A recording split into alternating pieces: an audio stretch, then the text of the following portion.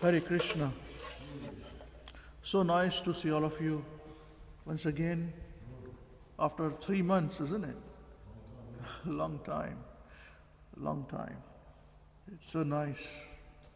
Devotees, thank you. The Lordships, their moon-like faces enlightens and enlivens the devotees' faces.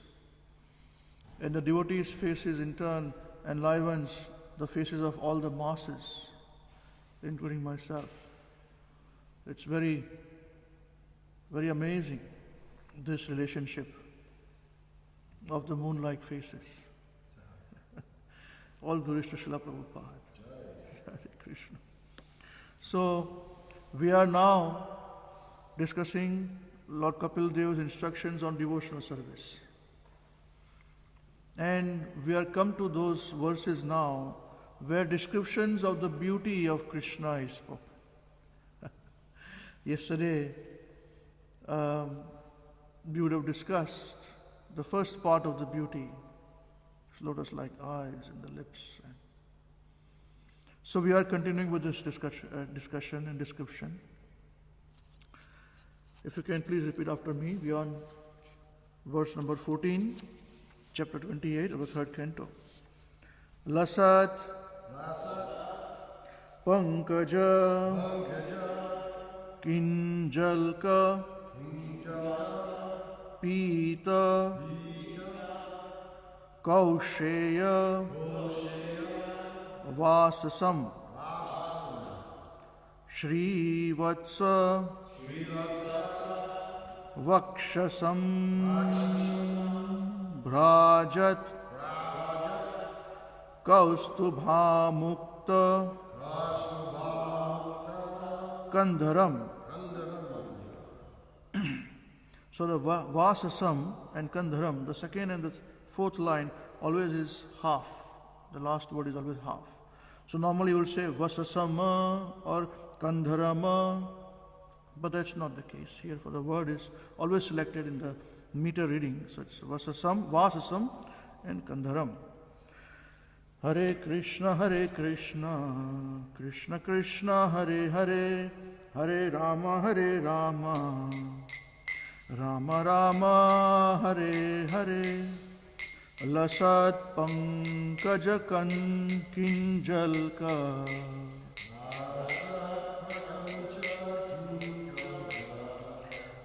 Pita Kausheya Vasasam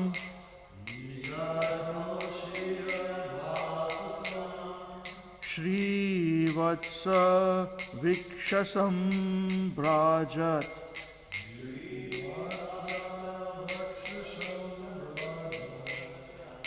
Kaustubha Mukta Kandharam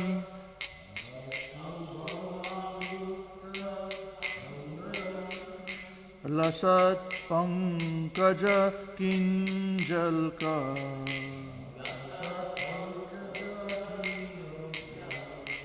Pita Kausheya Vasasam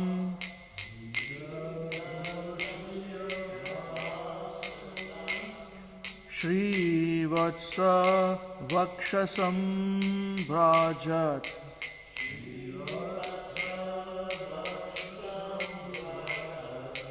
Kaustubha Mukta Kandharam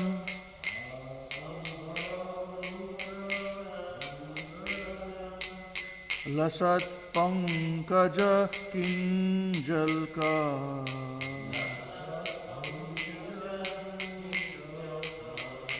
Pita Kausheya Vasasam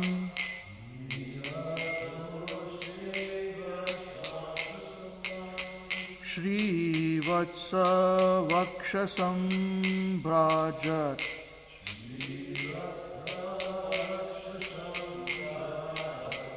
Kaustubha Mukta Kandharam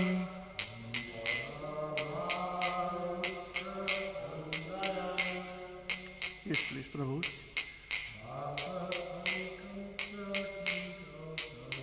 Lasat Pankaja Kinjalka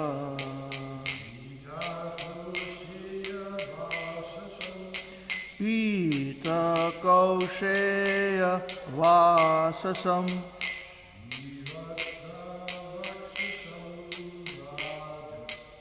Shrivatsa Vakshasam Brajat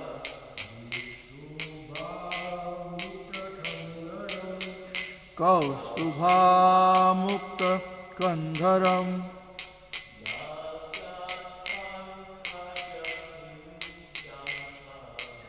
Lasat Pankaja Kinjalka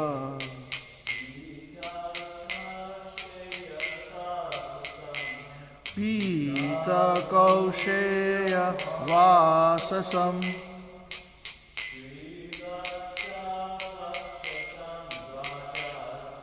Shrivatsa Vakshasam Brajat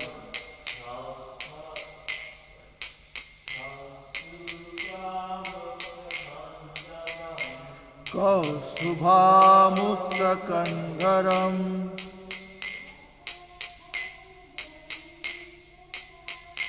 Lasat Pankaja Kinjalka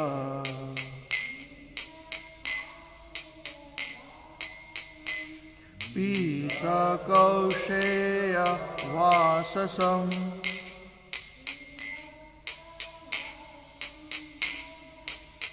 Shrivatsa Vakshasam Brajat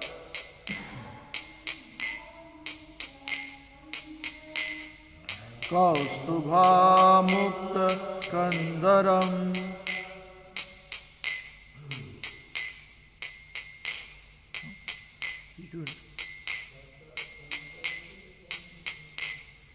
Lasat Pankaja Kinjalka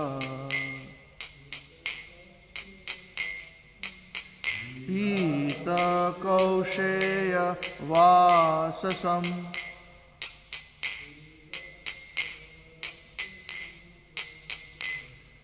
Shrivatsa Vakshasam Brajat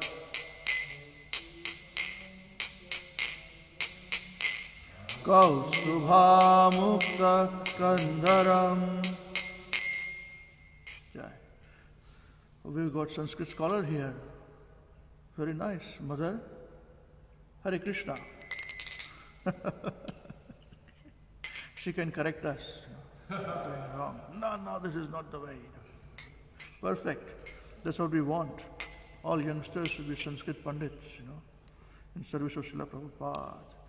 Word to word synonyms, translations, and purports by Jagat Guru Srila Prabhupada.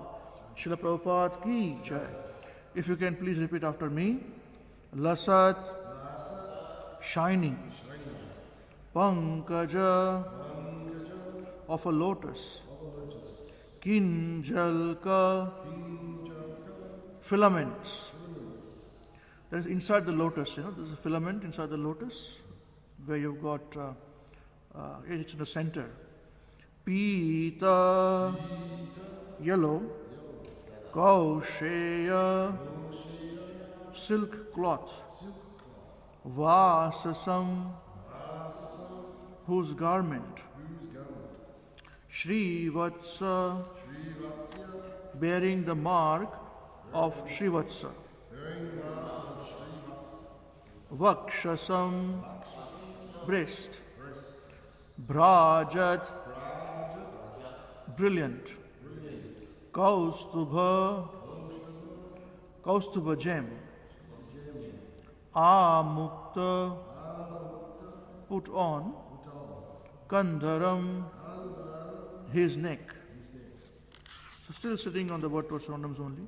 Shining of a lotus, filaments, yellow, silk cloth, whose garment bearing the mark of Shrivatsa, breast, brilliant, Kaustubha gem put on his neck. So here the descriptions are given from the neck downwards till his loin area, what he wears, how he does, how does he look.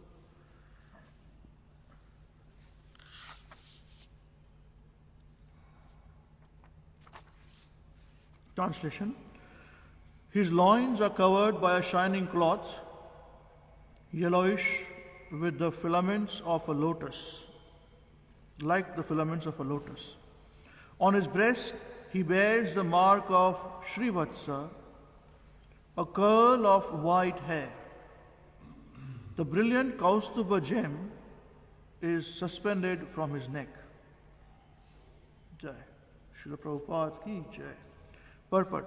The exact color of the garment of the Supreme Lord is described as saffron yellow, just like the pollen of a lotus flower. The Kaustuba gem hanging on his chest is also described.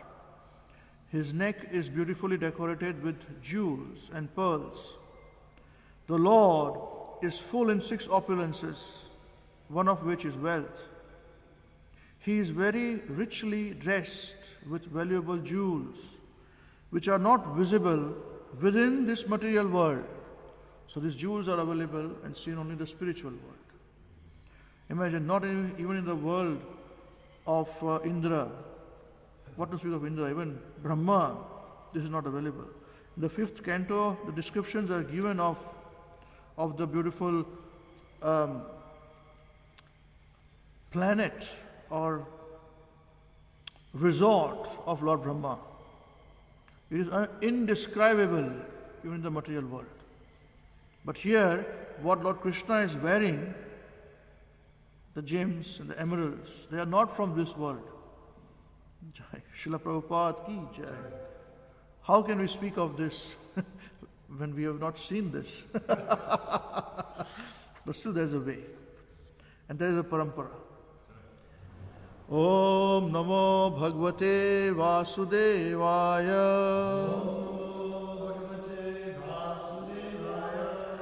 Om Namo Bhagavate Vasudevaya.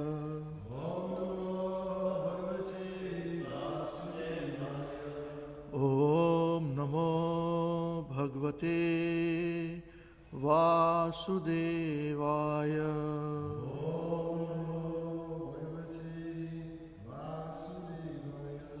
Om Ajnana Timirandhasya Jnananjana Shalakaya Chakshurunmilitam Yena Tasmai Shri Guruve Namaha. Shri Chaitanya Manobhistam Sthapitam Yena Bhutale Swayam Rupaha Kadamahyam Dadati Swapadantikam.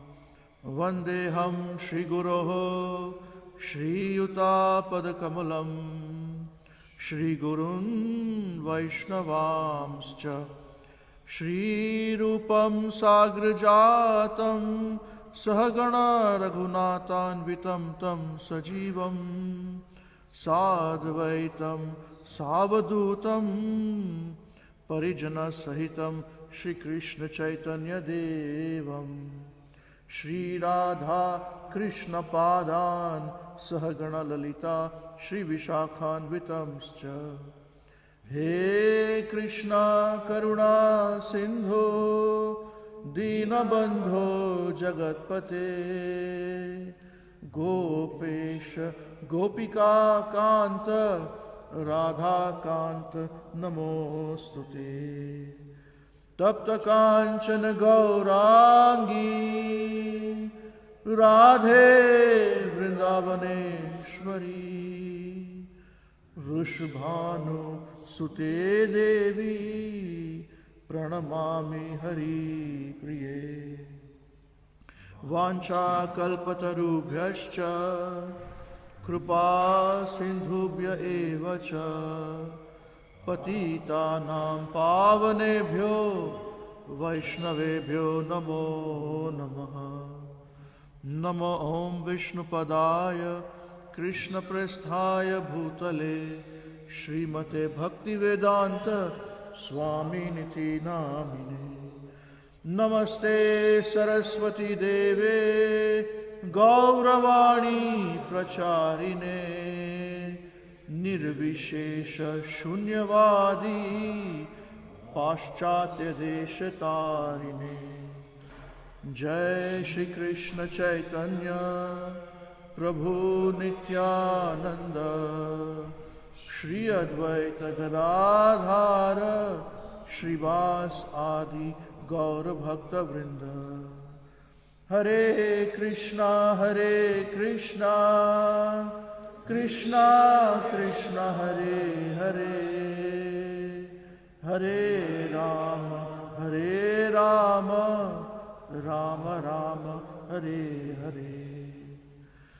Narayanam Namaskritya Naram Chaiva Narottamam Daivim Saraswatim Vyasam Tato Jayamudirayet Nashtraprayeshu Abhadreshu Nityam Bhagavata Sevaya Bhagavati Uttama Shloke Bhaktir Bhavati Naistiki.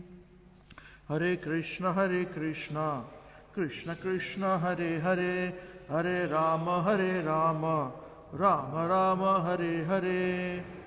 Once again, we discuss this, recite this verse.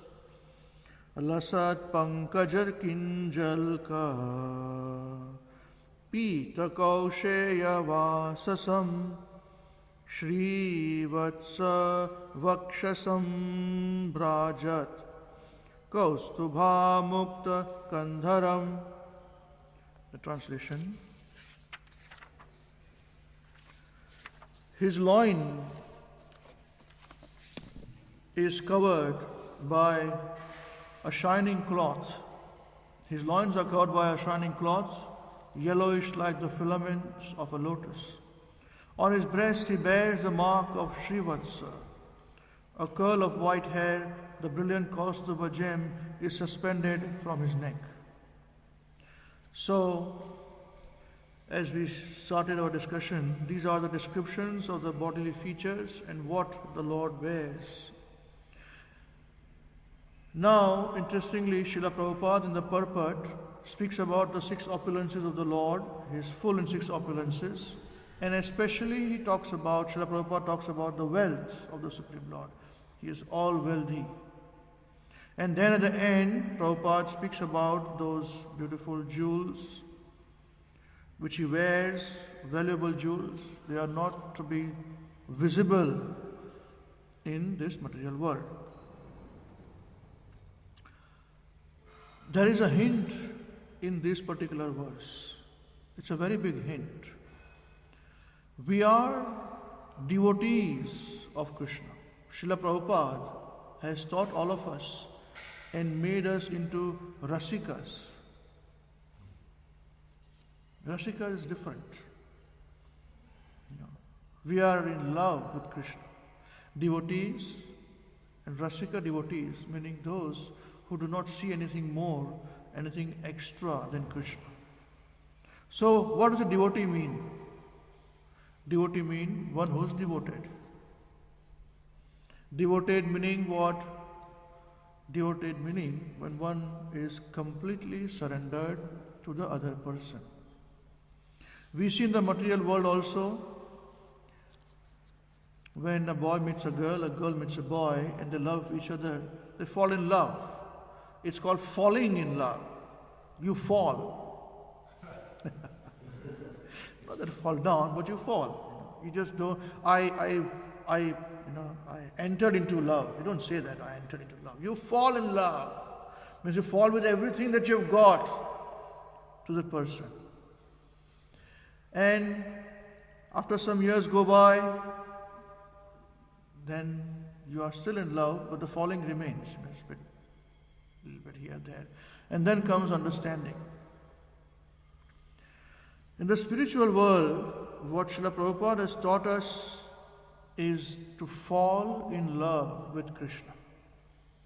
If we define devotional service, if we define what is the bhav in which the gopis loved Krishna, the bhav is falling in love.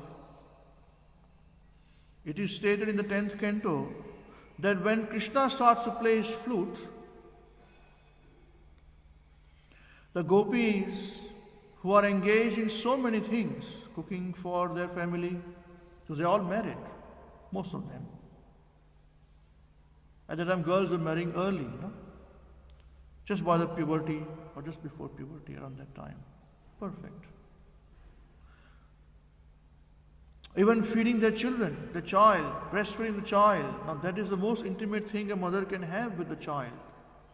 But the love, because they have fallen in love with Krishna so intensely, that they would keep the child and they would run to Krishna where he is playing his flute helplessly. In the 7th canto, chapter 5, Prahlad Maharaj, when he was chastised by Hiranyakashipu, first when he asked, so what have you learned? And Prahlad Maharaj gave him a big dose of Krishna consciousness. That's when he became very baffled. Thereafter he sent Prahlad with proper instructions to his 2 gurus, material gurus.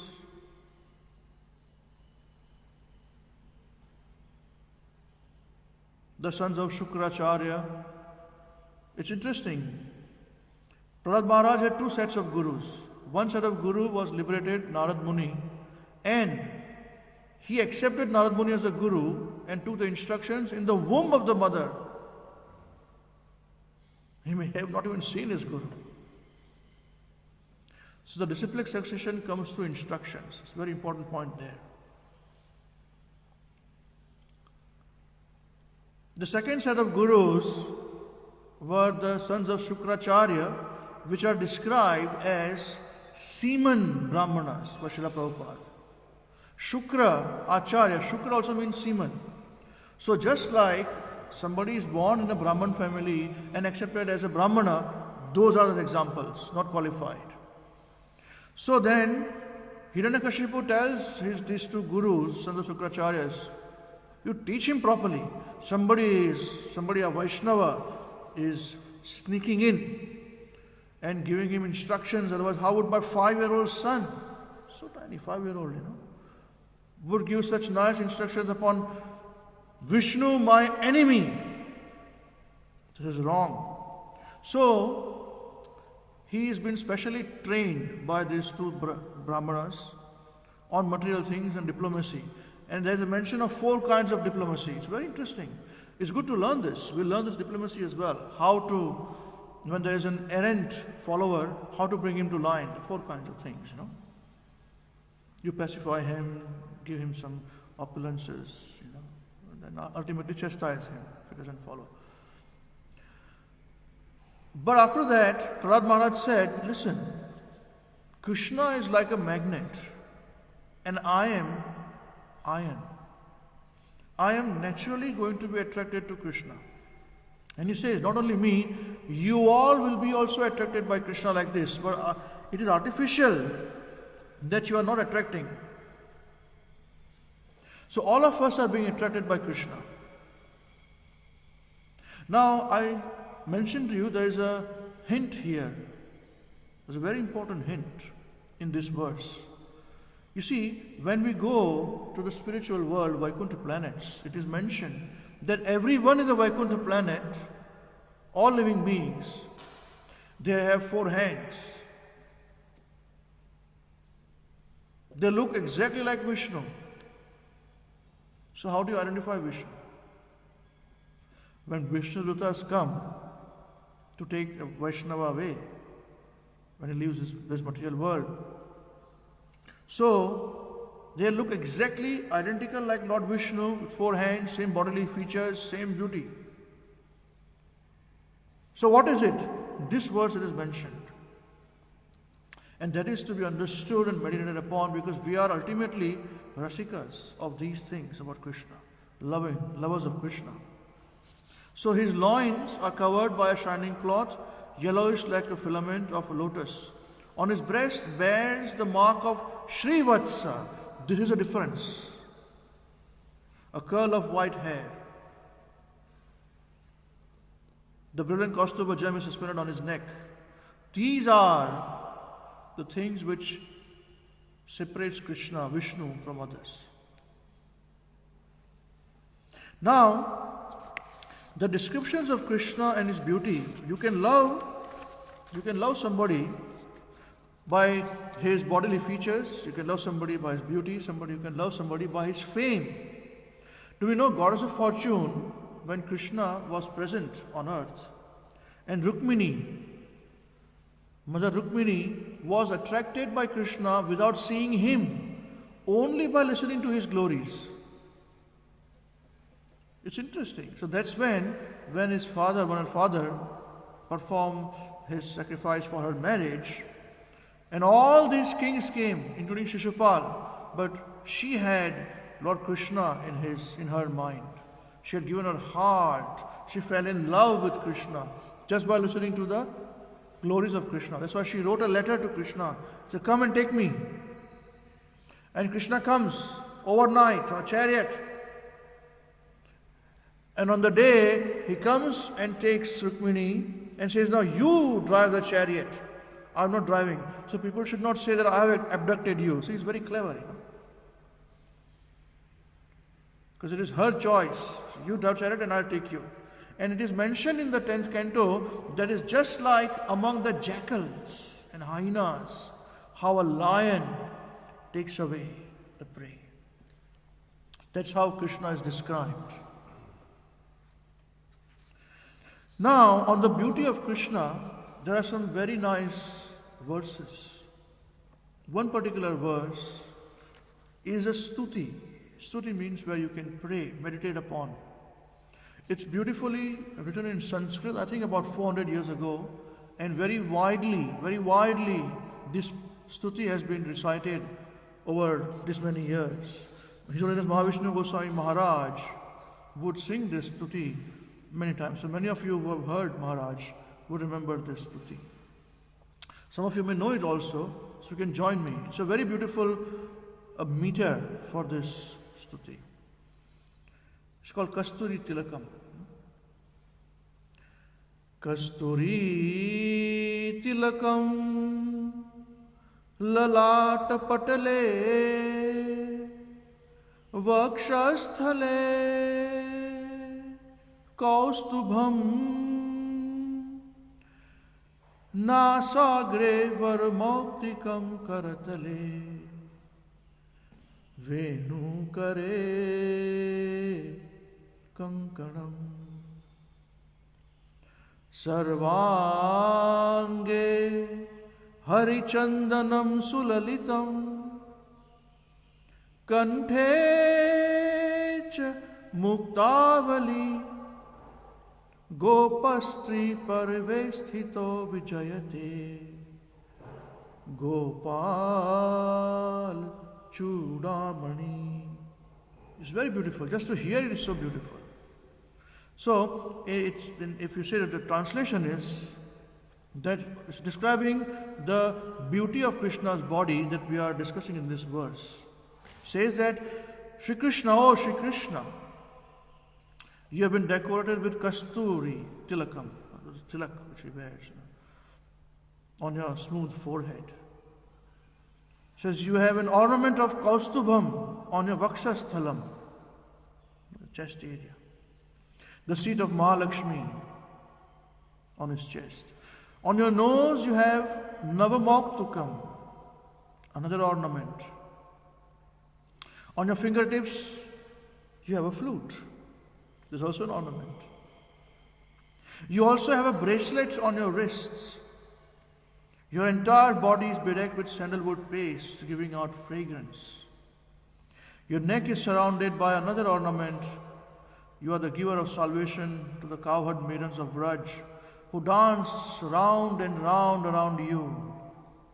O Lord, victory unto you, the ornament of the cowherd boys and girls. This is beautiful. If you can memorize this, very quietly you can sing with it nicely, meditate with it. It's very nice. Now, even in the initial small books of Srila Prabhupada's, there is description of Srila Prabhupada's beauty given, Krishna's beauty given.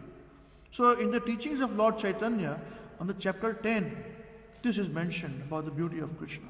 So we are going to see the beauty of Krishna in this discussion. It says the body of Krishna, the ocean of the eternal beauty of youth, can be seen to move in waves of beauty. So His beauty is just not just beauty, it's in waves. It comes as we realize. We realize Him. There's a whirlwind at the sound of His flute. And those waves and that whirlwind make the hearts of the gopis flutter like dry leaves on trees. And when those leaves fall down at Krishna's lotus feet, they can never rise up again because they are so mesmerized, so fallen, given up, fallen Krishna's feet. They fell on Krishna's feet. There is no beauty to compare with Krishna's, for no one possesses beauty greater than or equal to His, since He is the origin of all incarnations, including the form of Narayan, the goddess of fortune, who is a constant companion of Narayan, gives up Narayan's association and engages herself in penance in order to gain the association of Krishna. Such is the greatness of the super excellent beauty of Krishna. The everlasting mine, M-I-N-E, of all beauty. You keep mining and the beauty comes. It is from that beauty that all beautiful things emanate. So we have fallen, we are trying to fall, or we have fallen in love with this beautiful person. Now in the 11th canto, chapter 4, verse number 2, on the request of King Nimi, the Navayogendras started to describe the beauty of Krishna, the unlimited Supreme Lord. So, at the time, Sri Drumila, who had, here he explains that only the most foolish person would even attempt such a comprehensive description of the unlimited qualities and pastimes of the personality of Godhead. This is what he says when somebody tries to describe the beauty and pastimes of Krishna.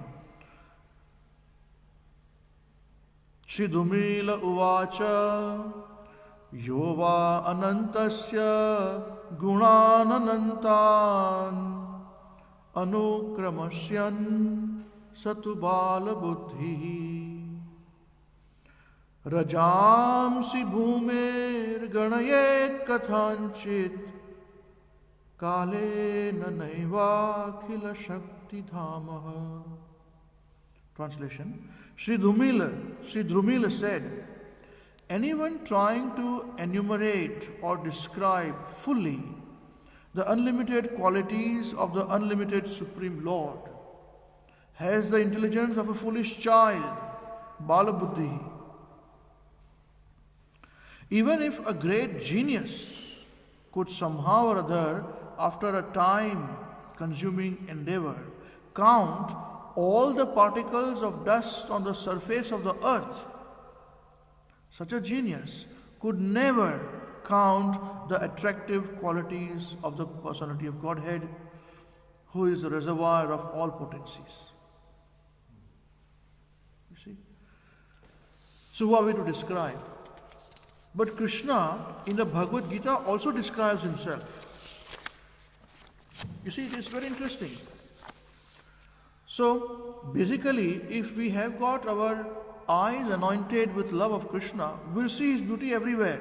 So chapter 7, verse number 7 of Bhagavad Gita, Krishna says, Mattaha partaram nanyat kinchidasti dhananjaya mai sarvam idam protam sutre mani guna gana iva.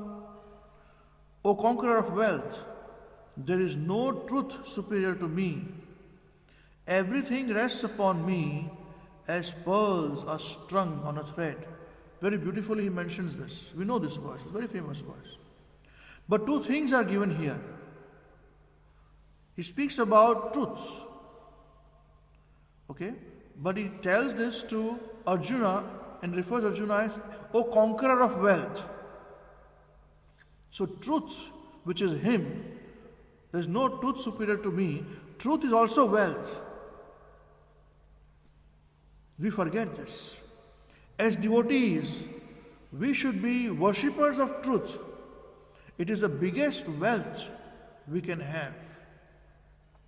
Untruthfulness, lying somewhere here, there, deceitfulness, ear talking, these are all very bogus, very third-grade qualities. Devotees, we should be away from these things. This is a very pious thing about truthful. And Krishna says that this truth, which is him, are like pearls that are strung on a thread. He's talking about his wealth and beauty in this verse. So in the purport, one thing comes out is that the absolute truth is a person.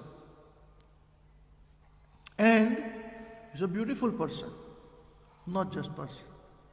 So in the purport, Srila Prabhupada gives a reference of Shvetashvatar Upanishad, Canto 3, Chapter 10, where Prabhupada says, Tato yad uttara taram tad arupam anamayam ya etad vidur amrutaste bhavanti athetare dukkham evapiyanti. Translation: In the material world, Brahma, the primeval living entity within the universe, is understood to be the topmost among the demigods, human beings and lower animals. But beyond Brahma, there is the transcendence, who has no material form and is free from all material contaminations. Anyone who can know him also becomes transcendental. But those who do not know him suffer the miseries of the material world. There's a very interesting and important instruction here in the last sentence. It says that anyone who know him also become transcendental. But those who do not know him suffer the miseries of the material world. That means what? Supposing if I wear some beautiful garment, and I may have beautiful, jewels where I'm wearing it. So I may look beautiful. You may not look beautiful. Or if you are wearing beautiful dress and attire, you look beautiful, and I become envious. Okay? Whereas with Krishna, when he wears beautiful things, a person who is dedicated to him and attracted to him also becomes beautiful. This is very interesting. That's why we say that the moon-like faces of the lordships enlivens the days and makes the devotee's face moon-like. You see, you may know this, some of you may know this, that when husband and wife, if they're married for a long time together, two people staying together for a long time, they even look like each other. At some point in time, they look like brother sisters. This is a fact, scientific fact. When I was told for the first time, I didn't believe it. They said, no, this is true. And it's true. The facial body changes. They look like brother sisters if they're staying for a long time. You see it yourself, Features change. Similarly, when a devotee who is devoted, who is in love with his love of life, Krishna, through Radharani, he also regains some of the features of the Lord, although in small proportion, minor proportion. So, when one is attracted to the transcendence of the Supreme Lord, he also becomes transcendental, and thus is compared to those who are not attracted to him. They suffer in the miseries of the material world, and the impersonalists suffer in this. Just very quickly, Krishna then, describing his transcendental beauty and opulences, is telling Arjuna in chapter 10, verse 41. See, all these various opulences have been mentioned. Yadyad vibhuti mat satvam Srimad Urjitam eva va tattad eva gachatvam mama tejam sambhavam.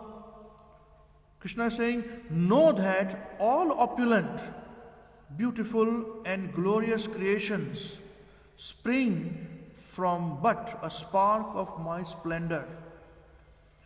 So anything that is beautiful and glorious in the spiritual world and material world, Krishna is saying, they spring, they come from but a spark of his splendor. Just a spark of his splendor. In the purport, it's a 3-line purport. Prabhupada says, any glorious or beautiful existence should be understood to be but a fragmental manifestation of Krishna's opulence, whether it be in the spiritual or material world. Anything extraordinarily opulent should be considered to represent Krishna's opulence. So somebody is very rich on earth, we should understand if he has a representation of Krishna's opulence. Very fortunate. How they use it is up to them. And then towards the end of this description, Krishna is saying, Athava bahunaitena kim gnatena tavarjuna vishtyabhyam idam krutsnam vishtabhyaham idam krutsnam ekam shena sthito jagat. He's saying to Arjuna at the end, but what need is there, Arjuna, for all this detailed knowledge? What need is there? With a single fragment of myself, I pervade and support this entire universe. Haribol. How can one not fall in love with this person? This is what I realized from this verse, according to my limited capacity. There are unlimited verses in the Srimad Bhagavatam and also Bhagavad Gita. For my limited understanding, with the limited time that I had, I picked up this few just for our realization. So very quickly to recap, translation again of what we discussed.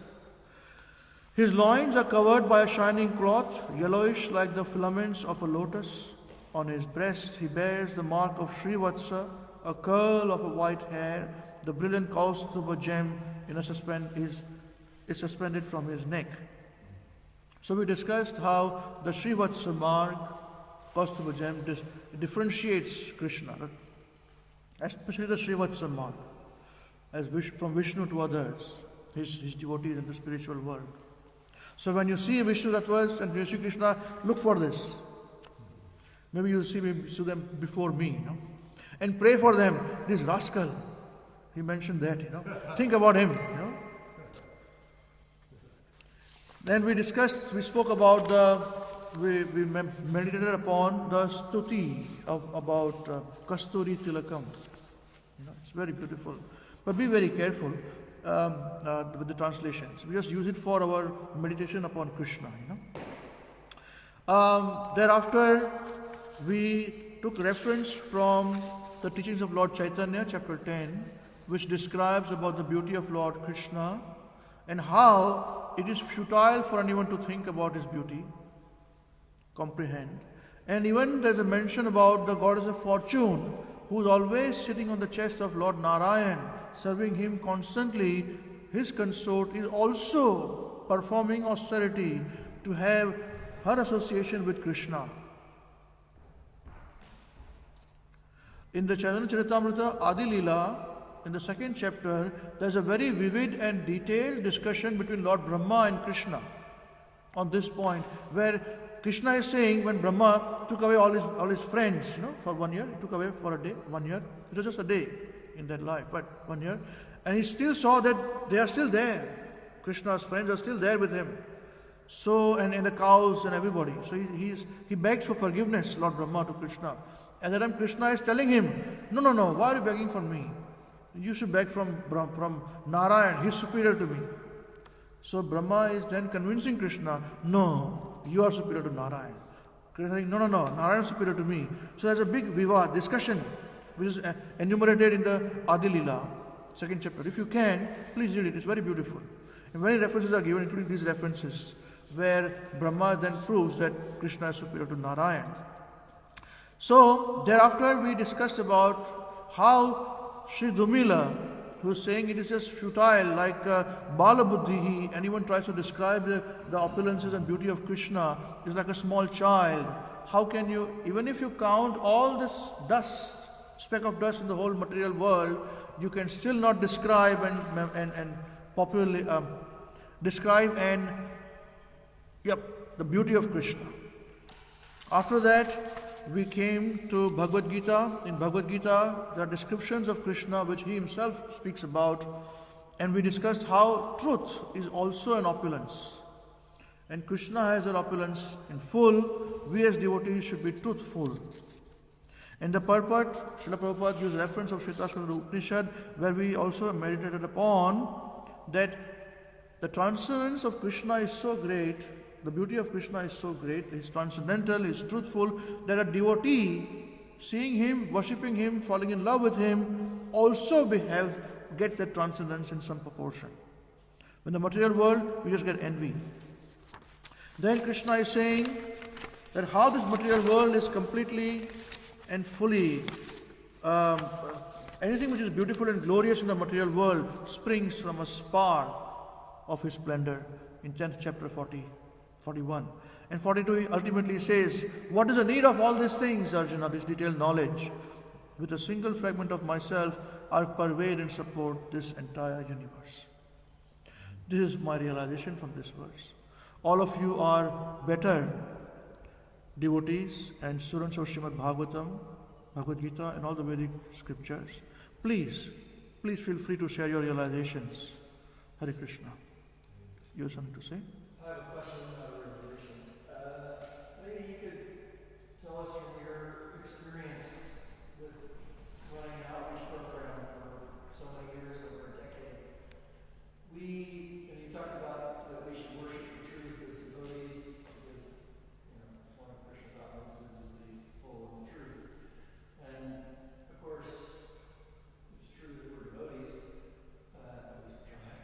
But it's also true that this is Kali Yuga, right? We all agree it's Kali Yuga, and Kali Yuga everything's upside down, which means the devotees aren't on the winning team, we're on the losing team. And the scientists and people who have money are on the winning team. And which is just true. And yet, so maybe you could give your experience of, and I don't mean transcendentally true in the sense of, obviously devotees can sort of overcome any circumstances if Krishna is favoring them, transcendental favor. But that's up to Krishna.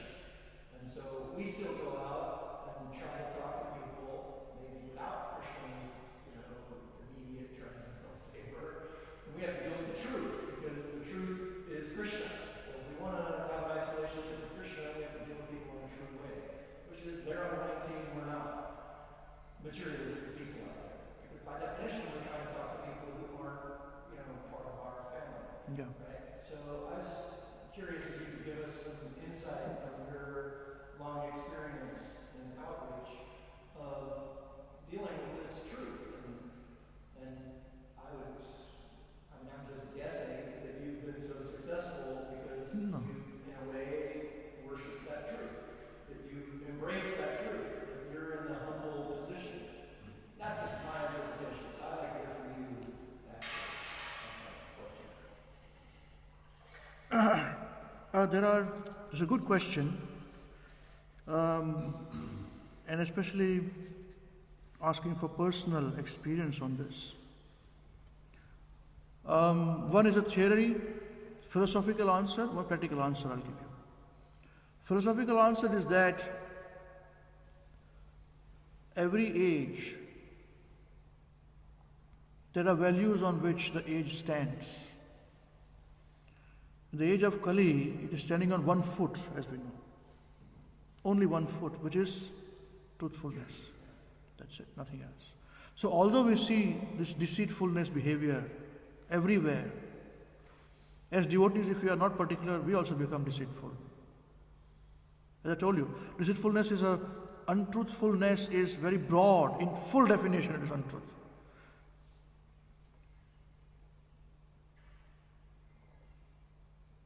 So, philosophically, as devotees, we understand this philosophy, so we should be truthful in full, as much as practical. No, we should be full. There's no question of as much as practical. Second part, practically implementing.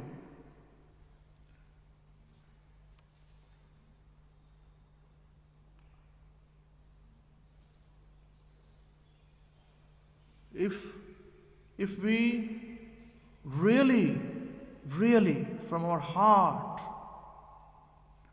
want to preach, but book distribution, as you very wonderfully do, programs that are conducted by so many devotees.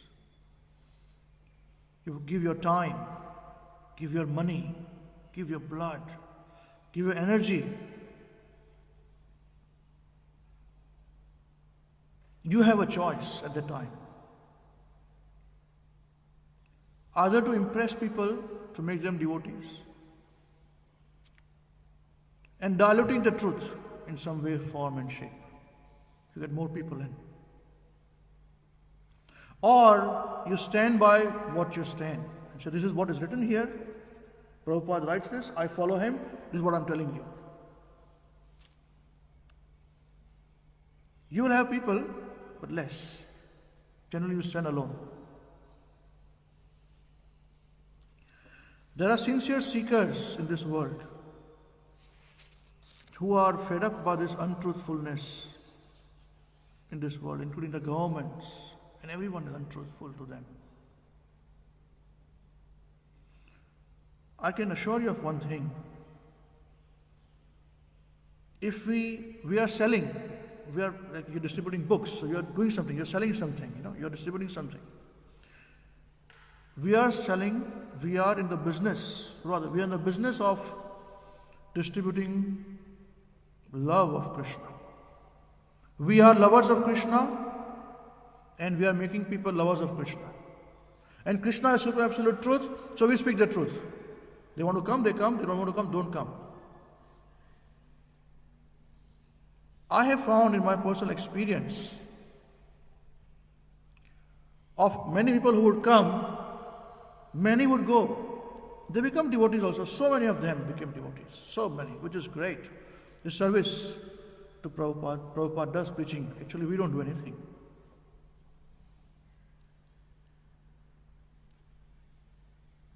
But this truth, if we stand by the truth, then you stand courageous, you stand powerful, because you are with Krishna.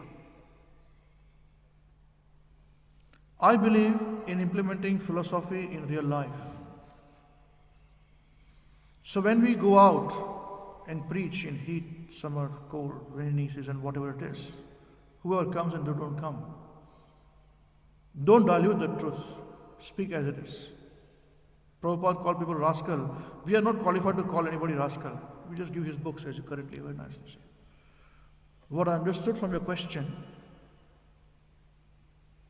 my answer is this. I give a philosophical point of view that is standing for what I am. Otherwise, I'm not preaching what is there in the book. I'm diluting the parampara if I dilute anything. Yes, sometimes you have to give in sugar candy, coated with sugar candy. That's all right. That's all good. But not circumventing. No. At no point in time. And one incident gives me a lot of courage. Many of you would know this incident. I would like to recite this incident. Srila Bhakti Siddhanta Saraswati Thakur, Simha Guru, our great-grandfather, his disciples were doing a Pandal program in Bangladesh. And at that place, he got the news that there were riots happened and the Pandal was burnt out.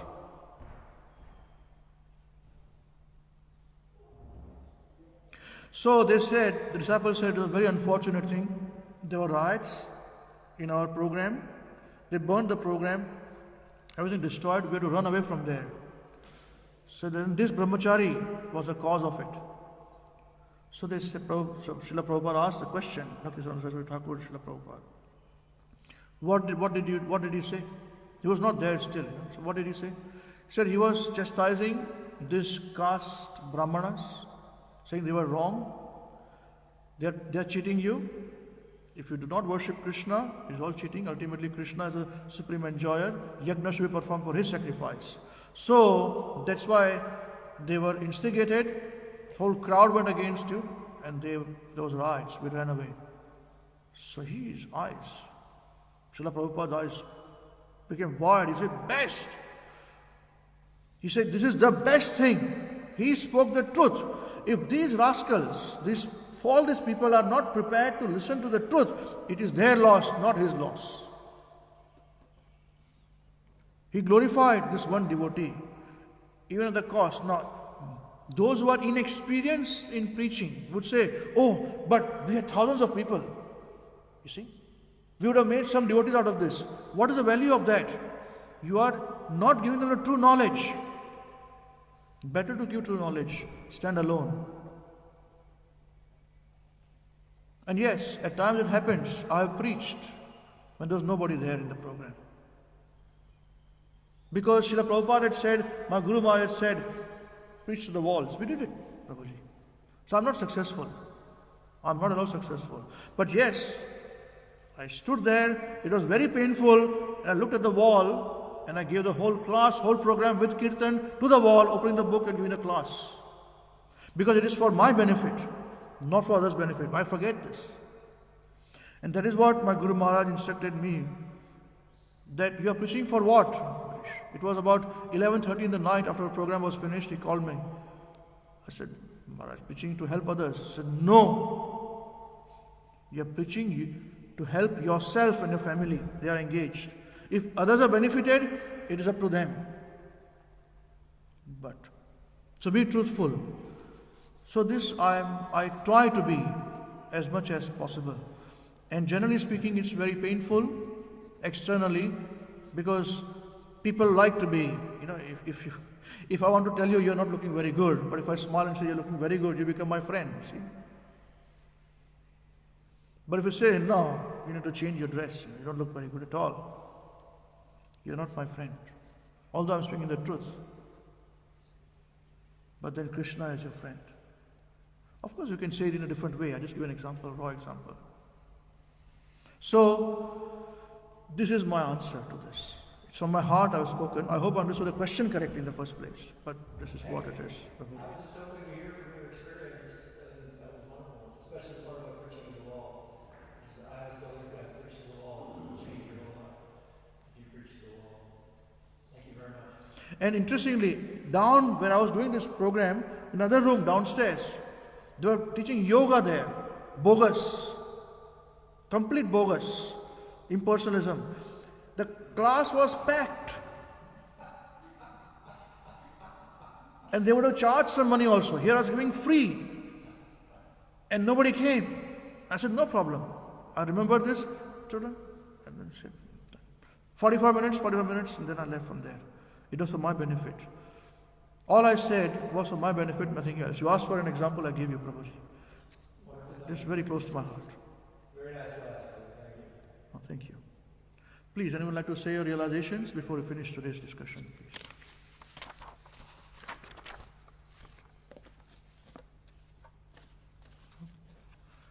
Oh, thank you. Thank you very much. Jai. Granthraj Srimad Bhagavatam ki Jai. Srimad Bhagavad Gita as it is ki Jai. Jagat Guru Srila Prabhupada ki Jai. Shri Ananta Koti Vaishnavinda ki Jai. Nitai Gaurchanda Premanande Hari Hari Bol Param Vijayate Shri Krishna Sankirtan Mahayagna ki Jai. Hare Krishna. Thank you.